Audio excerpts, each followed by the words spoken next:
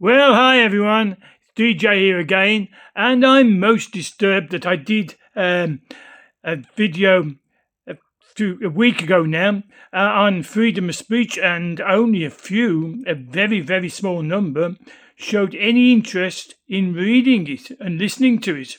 And I'm thinking, freedom of speech is the most important thing going on in our lives at the moment, and people are not interested. I had nearly 5,000 views for a washing machine, but 6 views on freedom of speech. It doesn't make sense to me. Freedom of speech, once gone, is gone forever. And freedom of speech, once we cannot speak, once we can't think for ourselves and speak out loud, then we are prisoners of society. And this is happening in Britain. But members of the European Parliament have debated last Tuesday. And they debated on censoring free speech, both within the EU, the European Economic Market, and the European Union, and also to affect the rest of the world, including America, which puts them at odds with America, where Donald Trump, as the new president, has reinstated free speech in America. But I know it stopped in Canada. I sent videos to Canada, and they said, we can't see them. The government stopped them. And it's happened in Britain. And it's a worrying fact, and yet you're not bothered about listening or reading about it, and you're not standing up for it. And this is what Nazi Germany did. They stopped free speech. Read George Orwell, his novel 1984, and realise it happened with Russia. Stalin's Russia did it, and it happens in communist China, it happens in North Korea. It's all about, and it's growing into the Western world. And I can't say enough about it. It's the Digital Services Act. It's short DSA. It came into force in February 2024 in EU. It's an EU regulation. Starmer is trying to get back into the EU and will not come out of the EU law regulations. So it will happen to us. And they aim to tackle, this is their words, they aim to tackle misinformation, disinformation, and hate speech online. Now, misinformation, who decides the truth? If I say to you that freedom of speech includes being able to stand within 150 metres of an abortion clinic and silently pray, that's gone. You get arrested for it. For silently in your head, not speaking out, you are arrested by the thought police in Britain, in England. And you're not bothered. And I don't understand why you're not bothered. It's now the Labour government in Britain is bringing out a law which could affect free speech in pubs. And it's supposed to be to protect the employees in the pub. So the barmaid or the barman who collects your glasses, the glass collector, and he collects your dirty glass, your used glass off your table, and he hears something and he doesn't like it. And it upsets him. And he complains. You've committed a criminal act if this act goes through. And you don't seem to be bothered. Now it's worrying me. It really is worrying me what you are willing to stand up for. A washing machine, 5,000 views, but just 6 views for freedom of speech. I don't get it. I really do not get it. I'm becoming speechless over this. They are saying they're going to remove what they call illegal comment. So you cannot comment on something because if it doesn't go along with left-wing thinking, if it doesn't go along with the socialist government thinking, the socialist governments of the EU, the socialist government of Britain under Starmer, if it doesn't go fit well with them, you're illegal. It doesn't make sense.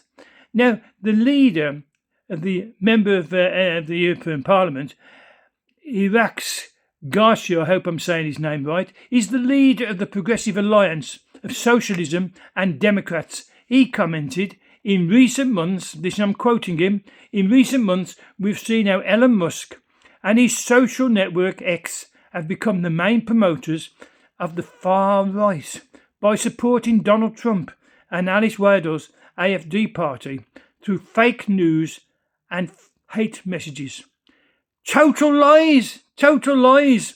But they spoke on behalf of the EU, so they can cut down on free speech. What's he want? We have also witnessed, he went on to say, Mark Zuckerberg's decision to remove fact-checking programs from Meta as an act of complicity with lies and manipulation. We must ensure the effective application of our rules, and we must sanction those who break our rules. It's tyrannical. And you prefer to watch and listen to my video on a washing machine? To listening to what about free speech? I don't understand it. The European Commissioner in charge of enforcing this DSA, his name's Henna Virkkunen, announced a number of measures to further crack down on speech, including doubling the staff working on enforcement from 100 to 200 by the end of 2025. So we're talking about this year, doubling the staff that's going to check on what we say on social media. What I say in this post is subject to a knock on my door. It's ridiculous, but it's also worrying. This puts the EU,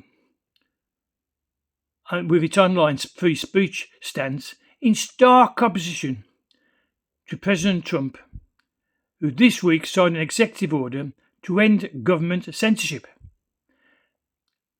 Britain and Europe are getting closer, and they are going to provoke America and Donald Trump. And all I can see is sanctions put upon us, because Donald Trump is not going to put up with this. Now, we shouldn't be afraid of Donald Trump, obviously.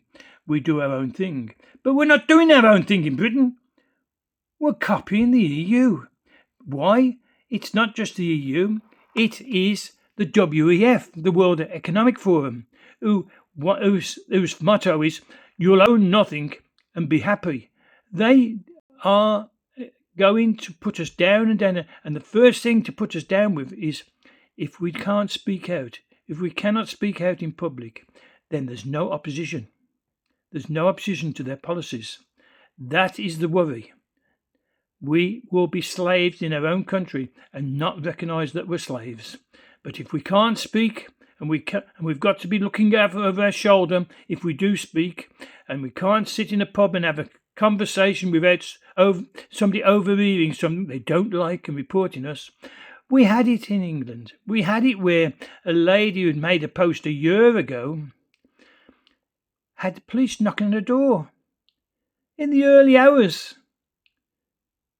to question her about what she'd said. She'd forgotten what she'd said. But that didn't matter to the police. Okay, so on reflection, there was a big furore about it. She had quite a few people backing her, influential people backing her, and the police backed down and said, these policemen overreacted. But an ordinary constable doesn't overreact and come over to your house knocking on your door in the morning about what you said on the internet, unless their superiors sent them. We've got to be careful. We've got to be careful. Free speech is a right. It is a protective right that we've got to protect, because it's being chiselled away at. It's being removed.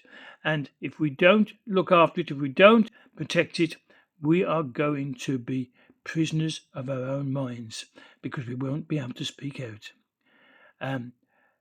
That's all I'm going to say, but please, please, please do subscribe to my channel, and please put a like vote. And remember, subscription doesn't cost you a penny, doesn't cost you a cent, doesn't cost you a rupee. It's totally, totally free. So until next time, over and out.